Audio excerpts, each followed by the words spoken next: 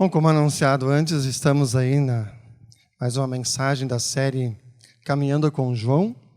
Hoje, com a pergunta: Jesus ainda é o bom pastor? Para iniciar então essa reflexão, faço uma pergunta a vocês.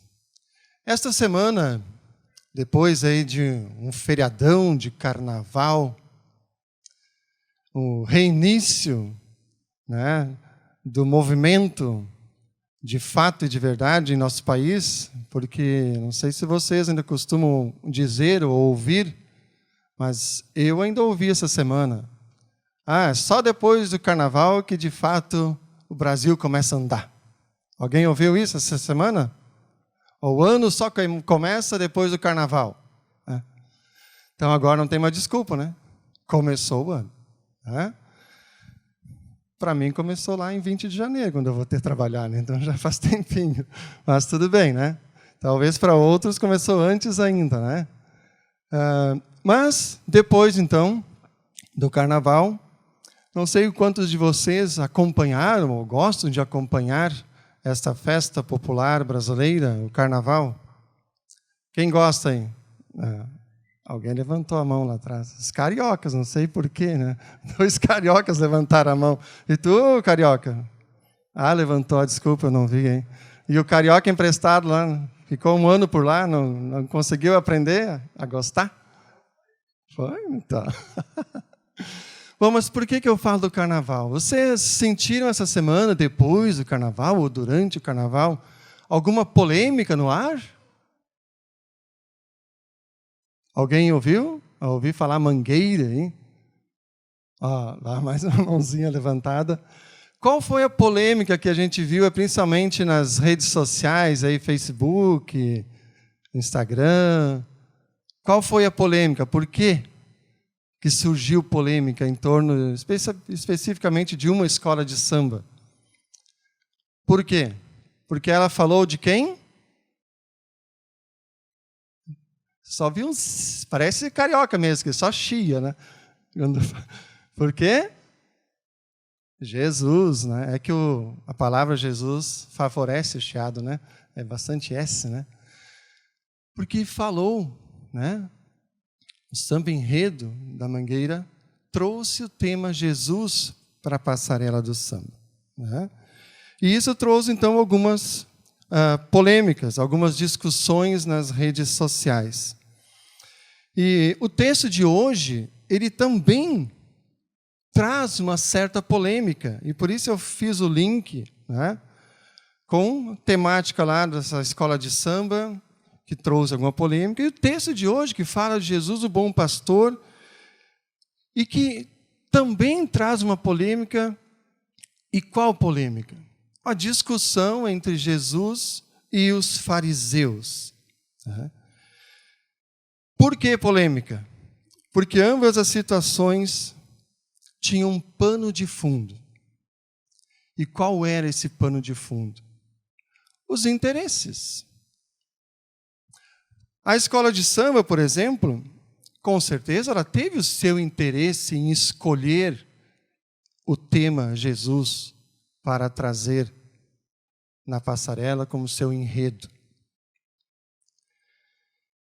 Um interesse, quem sabe, ideológico, quem sabe político, quem sabe ainda de uma crítica aos governantes diante das mazelas que vivemos como sociedade. Quem sabe? Não cabe a nós julgar, né? Mesmo que nas redes sociais a gente vê muitos julgamentos, né? Mas não estou aqui para julgar, estou apenas levantando os quem sabe, né? E usando um trocadilho do texto bíblico, né, que fala de porta, aquele que entra na porta, né, que é Jesus, aquele conhece o bom pastor de verdade, que é Jesus. Agora, quando a gente não entra pela porta, quando a gente observa, às vezes, as coisas só pela janela, né, ou só de longe, talvez a gente não vai conhecer direito. E aí, quando a gente falar sobre aquele assunto, talvez a gente não vai ter toda a propriedade para falar. Talvez seja isso que aconteceu, e por isso que polemizou bastante, uma escola de samba escolher Jesus como tema de seu samba-enredo. Talvez olharam pela janela, superficialmente, quem é Jesus? O que vamos falar sobre Jesus no nosso samba-enredo? Bom, talvez por isso polemizou. Mas falaram daquilo no qual eles tinham interesse. Eles quiseram sim chamar a atenção, por causa dos interesses que estavam em jogo. E repito de novo, quem sabe um ataque ideológico, político, uma crítica ao momento social que estamos vivendo, mas vamos deixar no quem sabe. Só sei que o assunto rendeu, né? Como a gente costuma dizer, rendeu bastante. Mas aí, uma pergunta eu faço para vocês. O que aconteceu lá naquela passarela do samba? Afetou a imagem de Jesus? Quem é Jesus? Afetou alguma coisa? O que vocês me dizem? Acho que depois que aquela escola de samba passou na avenida, mudou alguma coisa sobre quem é Jesus?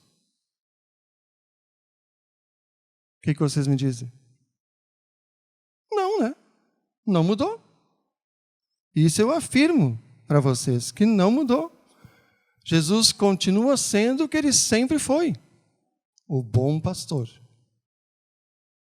O bom pastor que deu a sua vida pelas ovelhas para conquistar para elas a redenção dos seus pecados. Jesus diz: eu sou o bom pastor. Ele nunca disse, eu fui, ou ainda serei. Não, ele afirma categoricamente, eu sou o bom pastor. E nada do que nós falarmos, ou que uma música disser, vai mudar aquilo que Jesus é. A Bíblia nos apresenta ele como sendo o bom pastor. E ponto. Final. É isso que ele é. E continuará sendo. Sempre. Hoje, já nos jovens, tem alguns por aqui ainda, nós conversamos sobre esse tema também. E um dos pontos levantados foi as características de um bom pastor. O que é um bom pastor? O que vocês poderiam me dizer? Uma característica de um bom pastor, o que ele faz? Alguém pode dizer em uma palavra o que o bom pastor faz? Cuida. O que mais? Protege. O que mais? Vocês ouviram o texto, é um texto bem conhecido. O que mais que um bom pastor faz? Cuida, protege, chama pelo nome. Viram que detalhe valiosíssimo? Ele conhece todas as ovelhas pelo nome. E por que ele conhece todas pelo nome? Porque ele convive com elas. Ele está junto delas. O bom pastor é aquele que conduz as ovelhas. Conduz aos pastos verdejantes. Lembram do Salmo 23? Conduz a que mais? As águas tranquilas. O que mais que o bom pastor faz? Ele protege de quem? Dos predadores. Principalmente dos lobos, né? Dos inimigos que de repente querem chegar lá perto e pegar uma ovelha. Então, o bom pastor, ele protege, ele cuida, e se preciso for, ele carrega no colo a sua ovelha, se ela estiver doente, se estiver fraca. E todo esse trabalho requer, então, muito esforço, muito sacrifício, porque o bom pastor, ele está o tempo todo com as suas ovelhas. E é um trabalho que, além de requerer tempo, de gerar cansaço, ele também é um trabalho perigoso. Justamente porque as ovelhas são alvo, como eu citei antes, dos lobos. Frequentemente o pastor passava anos e anos cuidando do seu rebanho. E por isso ele dava nome para as ovelhas.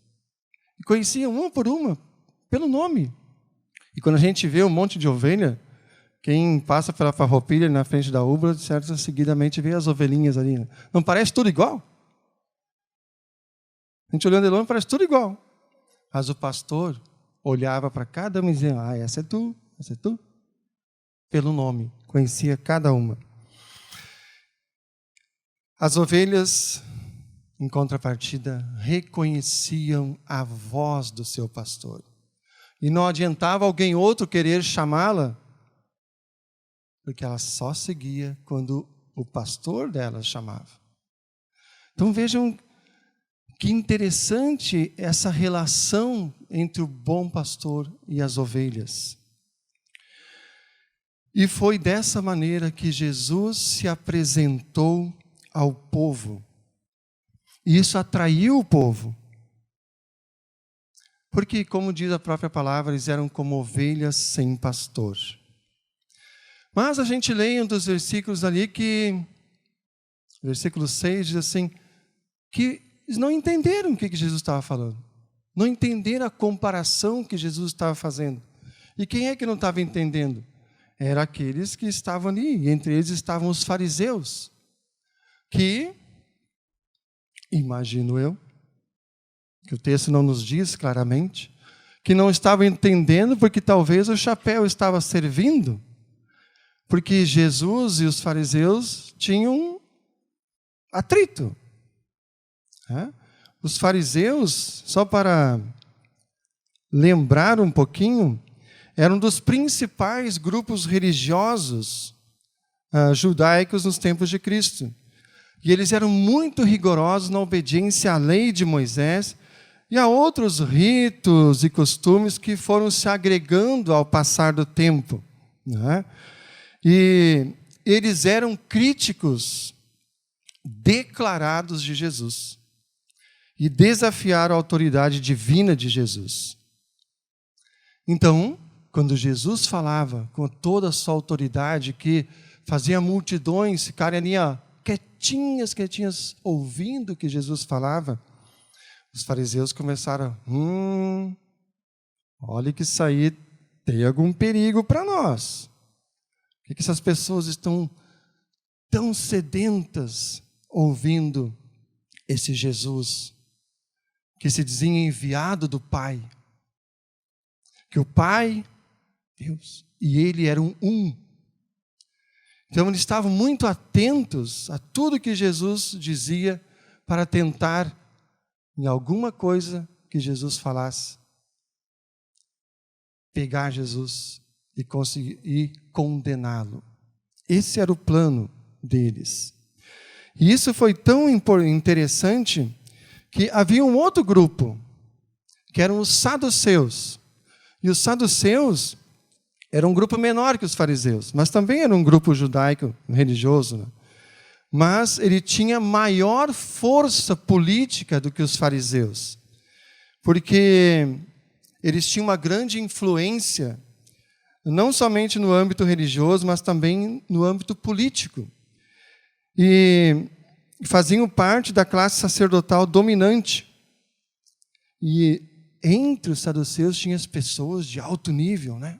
Os aristocratas da época. E os fariseus e saduceus também não se davam. Porque algumas coisas que os fariseus acreditavam, os saduceus não acreditavam. Por exemplo, os saduceus negavam a ressurreição. Não criam em anjos, nem espíritos. Mas, apesar da rivalidade que eles tinham com os fariseus, eles se uniram aos fariseus. Para quê? Um interesse em comum.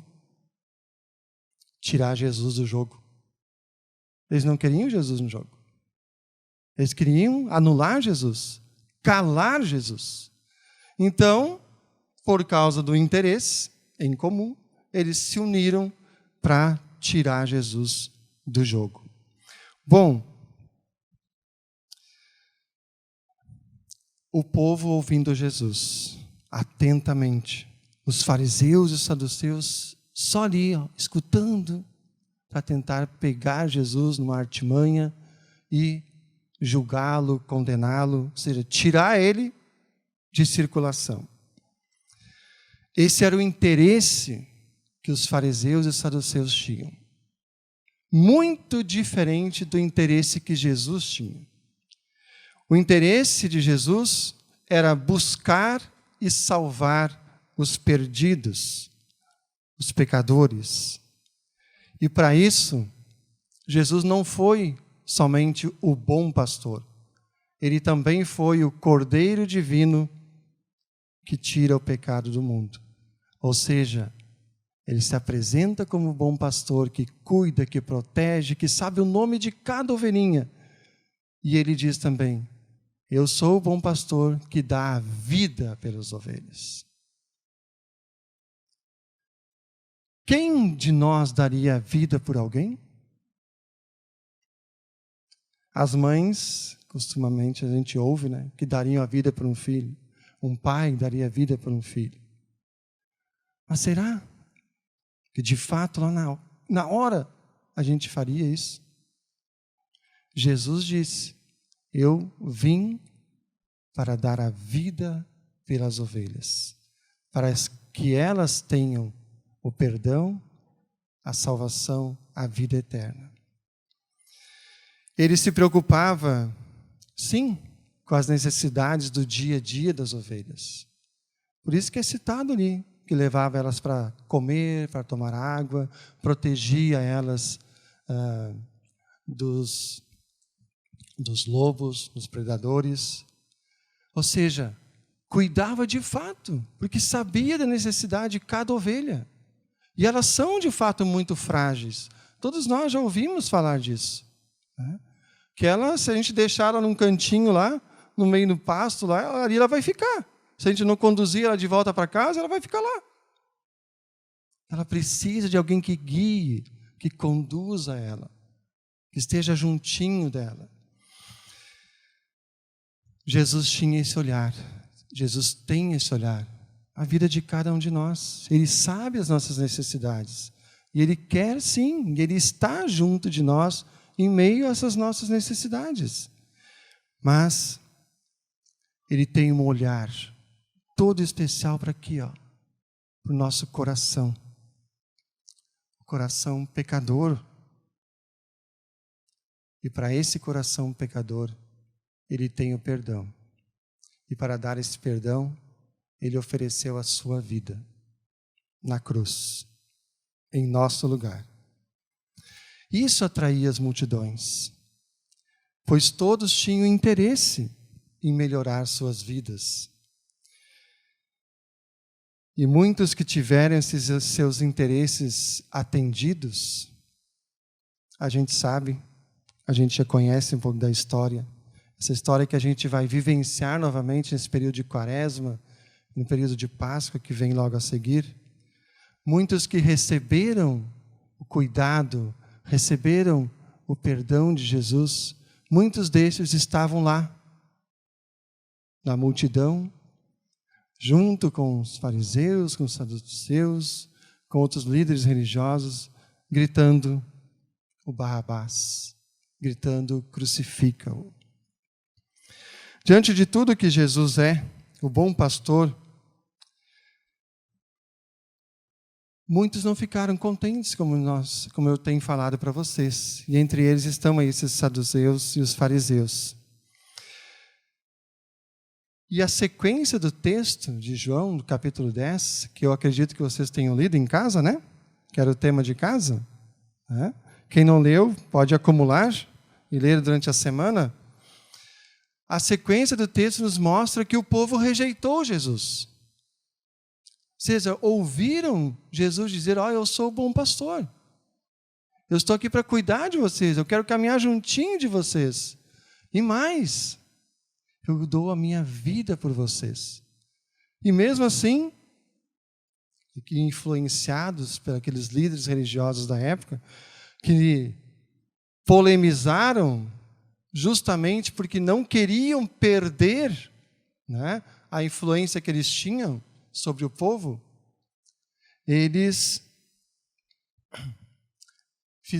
ajudaram muito ao povo rejeitar Jesus. Mas Jesus continuou afirmando quem ele era e quem ele é ainda hoje, o bom pastor. Muitos talvez ficaram assim porque os líderes religiosos dizem, não, esse aí não é o Messias, não, ele está dizendo que o Pai enviou ele, que ele é um com o Pai, mas não é o Messias. Por quê que eles afirmavam isso? Porque eles esperavam um outro tipo de Messias, um Messias político, um Messias que seria um grande líder, né? Que iria conquistar terras para o reino, né? Mas não, Jesus veio e se apresentou como um rei muito diferente do que esses que os líderes da época estavam anunciando. Tudo, logicamente, porque haviam interesses. O interesse de se manter no poder, o interesse de continuar tendo o povo nas suas mãos. Então, por isso que os fariseus e os saduceus estavam sempre juntinho, às vezes meio se escondendo assim, mas onde Jesus estava, alguém deles estava lá junto. Né? Então, esses que eram inimigos de Jesus, que não se bicavam, mas que por interesse se uniram, queriam destruir Jesus, o bom pastor. E aí eu pergunto, eles venceram Jesus? Conseguiram vencer Jesus? Fizeram com que Jesus deixasse de ser o que ele era? O que vocês me dizem? Não, né?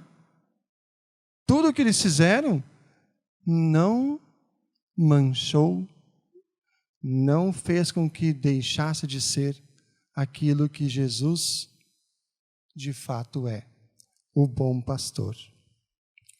O interesse deles, talvez ali naquele momento eles se colocaram como vencedores, mas não, eles não venceram. O interesse de Jesus, o bom pastor, foi o vencedor. Porque o interesse dele em dar a vida pelas ovelhas se concretizou quando ele morreu numa cruz, no lugar das ovelhas. Eu e cada um de vocês aqui conhece esse bom pastor Jesus. Nós sabemos que ainda hoje ele é o bom pastor. E amanhã e depois e por todos os tempos ele continuará sendo o bom pastor Jesus. E para que mais pessoas conheçam o bom pastor Jesus, só uma coisa é necessária. E o texto nos fala, é entrar. Entrar pela porta e ouvir Jesus. Ouvir a sua voz e seguir a sua voz. Só isso é necessário. Porque a sua voz não confunde. A sua voz ela é verdadeira, sempre. Porque da sua boca não saem mentiras, mas somente a verdade. A verdade que salva, a verdade que liberta. E eu compartilho com vocês uma palavrinha que Lutero nos fala sobre esse texto, e ele diz assim, são muitos, infelizmente até demais, aqueles que são chamados de pastores e assumem a tarefa de apacentar e guiar almas. Agora, somente eu sou o bom pastor, diz Jesus. Todos os outros não são bons pastores, e sim pastores incompassivos e cruéis, pois deixam as pobres ovelhas entregues ao poder do lobo. A mim, porém, vocês devem aprender a conhecer como pastor amado, fiel, piedoso, gracioso, doce e consolador, diante de quem seus corações devem saltar de alegria e ter a certeza de que, através de mim, vocês são salvos de todo peso, medo, dificuldade e perigo. Não quero e não posso permitir que vocês se percam. O fato de eu dar a minha vida pelas ovelhas prova isso, diz Cristo. Portanto, apeguem-se a mim com alegria e não permitam que nenhum outro governe suas consciências. E por que Lutero fala isso?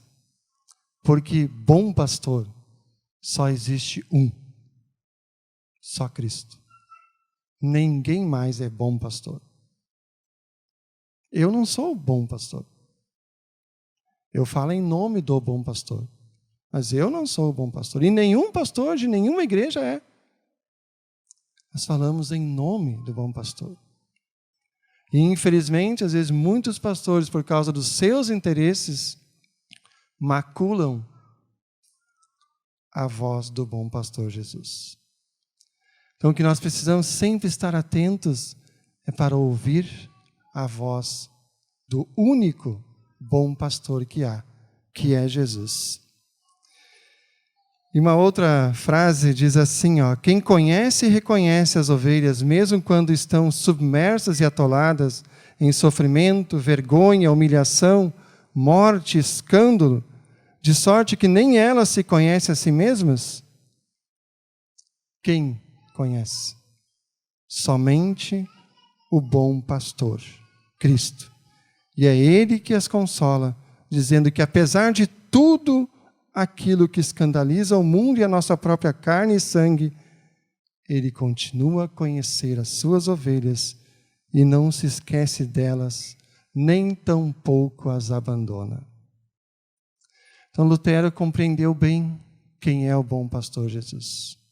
Por isso eu compartilhei as palavras dele falando sobre esse texto. Pior momento que a gente esteja passando, as piores dificuldades, a gente sempre pode ter certeza de que a gente tem o bom pastor ao nosso lado, Jesus. Muitas vezes, por causa das dificuldades, a gente não olha, a gente não pede a ajuda do bom pastor Jesus. A gente tenta resolver para a gente mesmo. E aí a gente se ferra muitas vezes. Então, ao invés de fazer isso, a gente precisa sim ser humilde e olhar para Ele e pedir a ajuda dEle, que é o único bom pastor.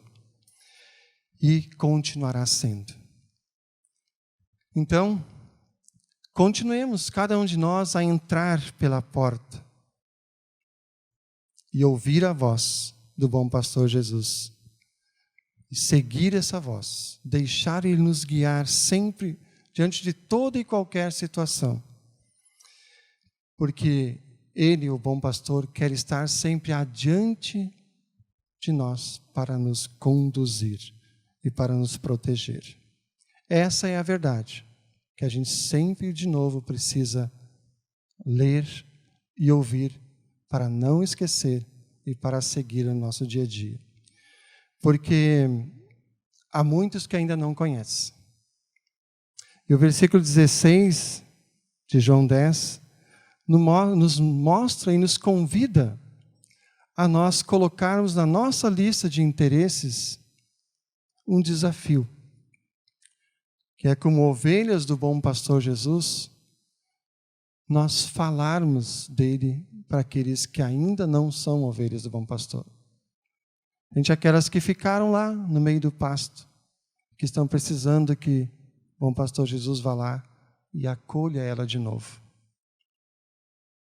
Ou aquelas que ainda não ouviram mesmo, que ainda não conhecem. E nós somos instrumentos para chegar até nelas e dizer, eu conheço o bom pastor Jesus. Você quer conhecê-lo também?